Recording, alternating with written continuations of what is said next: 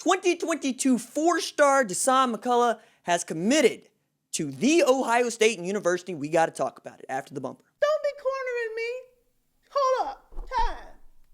You got to help me with that corner shit.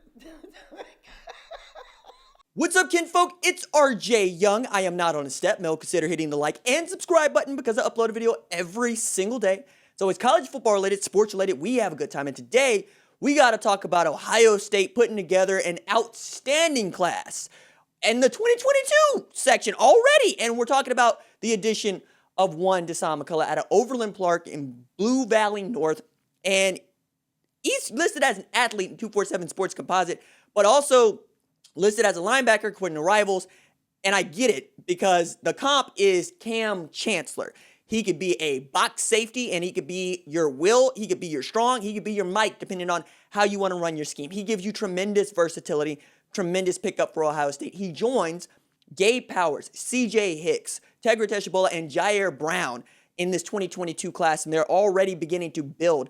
They are just taking heads in recruiting, but also this is great news for Ohio State fans, as you saw Jalen Milroe commit to Alabama, flipping his commitment from Texas to close the gap in the 2021 recruiting rankings. Now they got one more commit than Ohio State, and I expect both of them to get to 24, 25 commitments before we all get done here. But this is big, especially knowing that right now Ohio State is not looking to play football. I should rephrase this. Ohio State is looking to play football. The Big Ten is not going to allow Ohio State to play football, and that's the way to look at this now. It's not about whether or not Ohio State would play football. It's about the Big Ten saying you cannot play football and keep your membership. Nebraska apparently is willing to risk that. And I think that many Ohio State fans are willing to risk that as well, because what's your league without Ohio State? Nebraska already doesn't like to, play in the Big Ten. It's not a good fit. We know why they left. It was money. They were really not a good fit to begin with, but also, what is Nebraska without OU Texas? For real.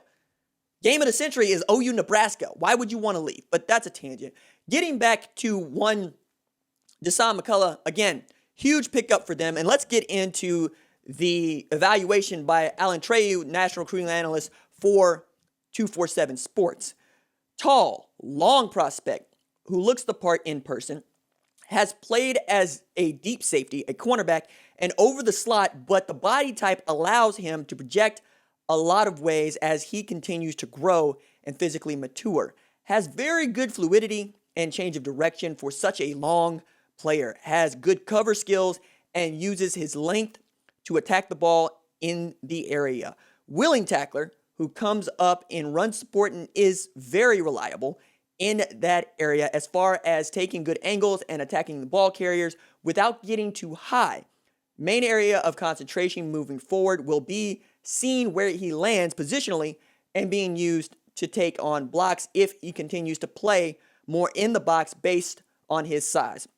Need to also add here that his father is former Kansas City Chiefs running back coach and former running back out of Miami of Ohio, Dasan McCullough. So he's got some NFL pedigree, at least in his tree from coaching, right? So you can also assume that Dasan McCullough is going to be a smart football player. And I know that we always assume that the sons of coaches are a bit smarter than most, but we're usually proven right here, right? Kyle Shanahan is a wonderkin, and his dad was Mike Shanahan. You see the parallels that get drawn there, and you understand why Ohio State fans are right to be very excited about the addition of Dasan McCullough. Now, I look at his length, and I look at his range, and I look at Kenneth Murray Jr. at Oklahoma. Allow me this. Murray was a safety in high school who was dropped down to outside linebacker because he got so big. By the time he was playing middle linebacker at Oklahoma, he's already 6'2", 240 pounds, and runs like a deer.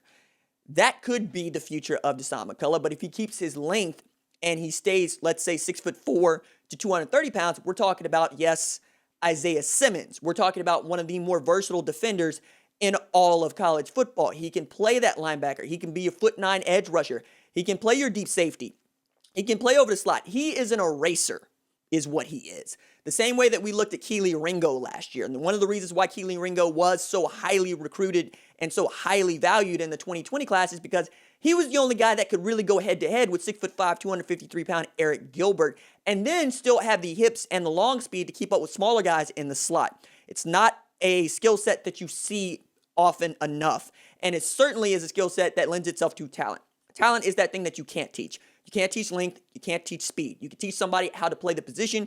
You can teach them what keys to read.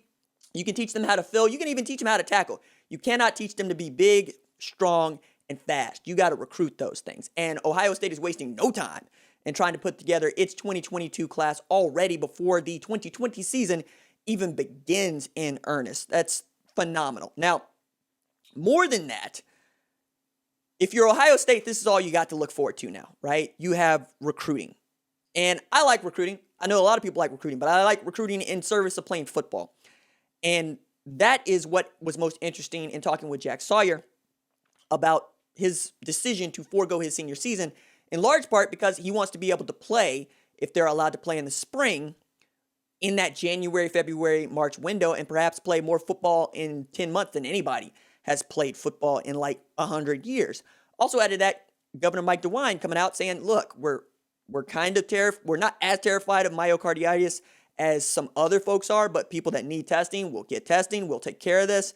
I think they're going to try to do this thing called play high school football, which is going to be a great deal for Ben Chrisman, for Jack Sawyer, for Reed Carrico, for all those Ohio State kids that are committed to Ohio State. And it gives Ohio State fans somebody to watch and to pay attention to. Now, that doesn't really work out for most of the country, right? Specifically guys like Travion Henderson, who's coming out of Virginia where they cancel fall football like in July. And Tony Grimes just decided to reclassify so that he could get there. And while that was being put out as a means for Travion Henderson to get to Ohio State early, there's no Big Ten season. And I get the angst over Kevin Warren's decision. I also need to keep saying Kevin Warren works at the pleasure of the university presidents. If the university presidents wanted to overturn that decision, there would be nothing that Kevin Warren could do to stop them.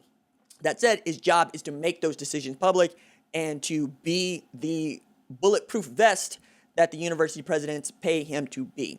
It also is really interesting to point out that in 2018, the Big Ten brought in $759 million, and they looked at that number and they punted on a fall football season, while the ACC, the Big 12, and the SEC all planned to play football. Even the SEC schedule came out here relatively like last night, and we got Missouri already planning to play Alabama and LSU in the first 2 weeks of their season.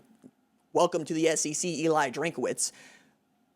I understand the angst here, but see some value in getting into Dasan McCullough, see some value in Gabe Powers, see some value in CJ Hicks, and see what the football team could be in the future. All right, that's it for me. Doses.